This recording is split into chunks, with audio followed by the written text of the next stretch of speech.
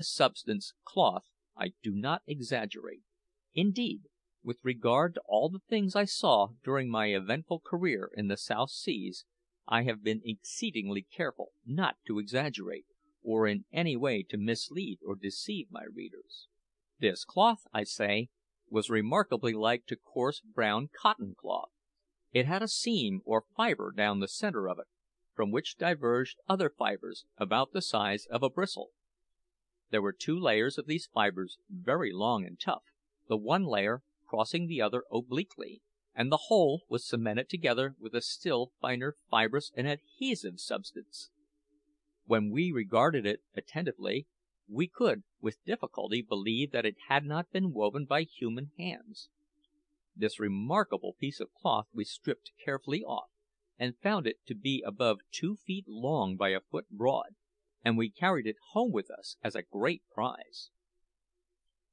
Jack now took one of the leaflets, and cutting out the central spine, or stalk, hurried back with it to our camp. Having made a small fire, he baked the nuts slightly, and then peeled off the husks. After this, he wished to bore a hole in them, which, not having anything better at hand at the time, he did with the point of our useless pencil case. Then he strung them on the cocoa nut spine, and on putting a light to the topmost nut we found, to our joy, that it burned with a clear, beautiful flame, upon seeing which Peterkin sprang up and danced round the fire for at least 5 minutes in the excess of his satisfaction. "Now, lads," said Jack, extinguishing our candle, "the sun will set in an hour, so we have no time to lose. I shall go and cut a young tree to make my bow out of, and you had better each of you go and select good strong sticks for clubs, and we'll set to work at them after dark." So saying, he shouldered his axe and went off, followed by Peterkin, while I took up the piece of newly discovered cloth and fell to examining its structure. So engrossed was I in this that I was still sitting in the same attitude and occupation when my companions returned. "I told you so!" cried Peterkin with a loud laugh. "Oh, Ralph, you're incorrigible! See, there's a club for you. I was sure, when we left you looking at that bit of stuff, that we would find you poring over it when we came back, so I just cut a club for you as well as for myself." "Thank you, Peterkin," said I.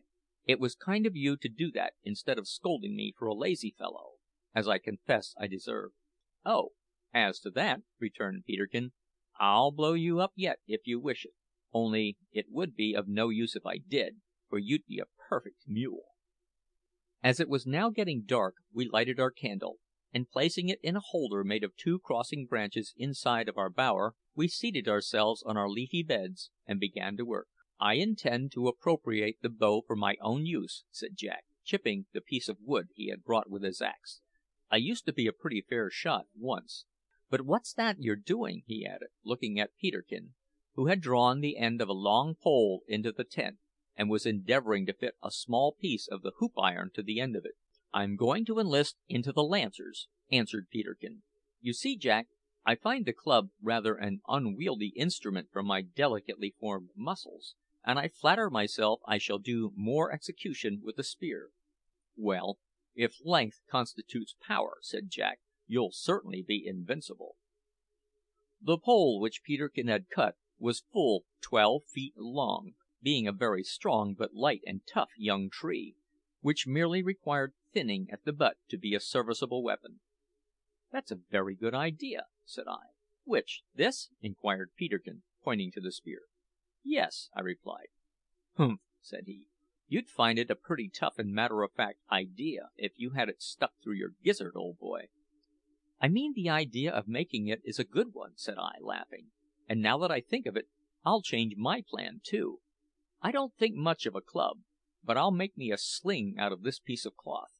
I used to be very fond of slinging, ever since I read of David slaying Goliath the Philistine, and I was once thought to be expert at it. So I set to work to manufacture a sling." For a long time we all worked very busily without speaking. At length Peterkin looked up.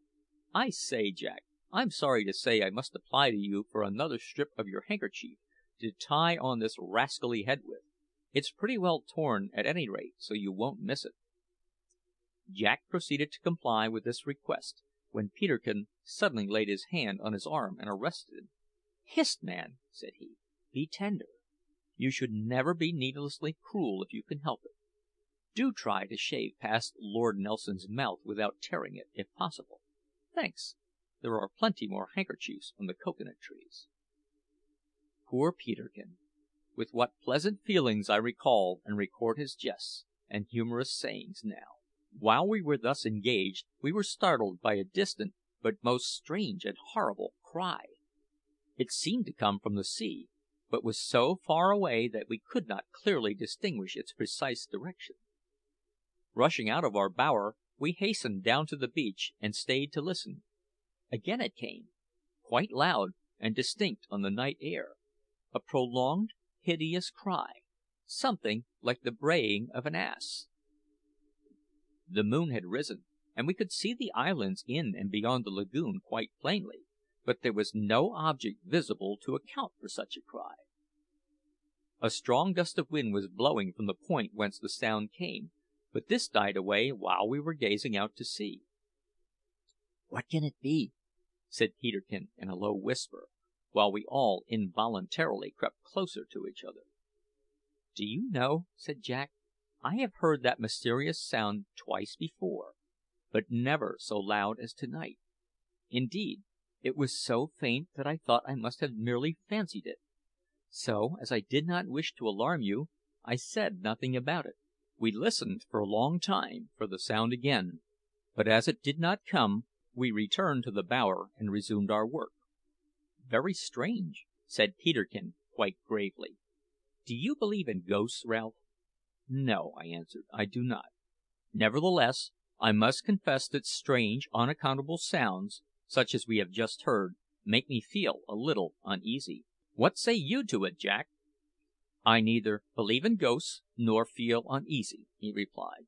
"I never saw a ghost myself, and I never met with any one who had; and I have generally found that strange and unaccountable things have almost always been accounted for, and found to be quite simple on close examination.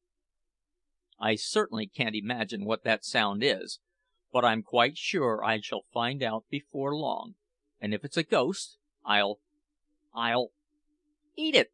cried Peterkin. "Yes, I'll eat it.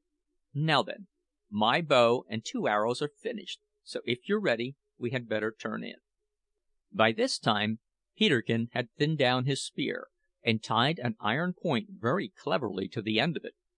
I had formed a sling, the lines of which were composed of thin strips of the cocoa nut cloth, plaited, and Jack had made a stout bow nearly 5 feet long, with 2 arrows, feathered with 2 or 3 large plumes which some bird had dropped.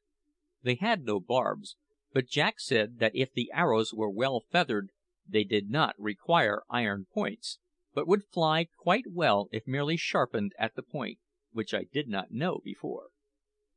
"A feathered arrow without a barb," said he, "is a good weapon, but a barbed arrow without feathers is utterly useless." The string of the bow was formed of our pieces of whipcord, part of which, as he did not like to cut it, was rolled round the bow. Although thus prepared for a start on the morrow, we thought it wise to exercise ourselves a little in the use of our weapons before starting, so we spent the whole of the next day in practising.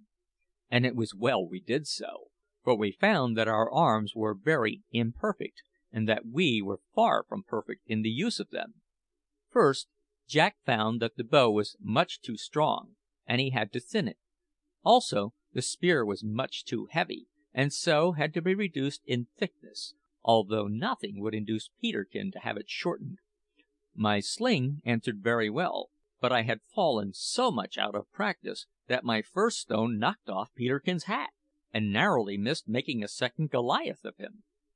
However, having spent the whole day in diligent practice, we began to find some of our former expertness returning; at least Jack and I did.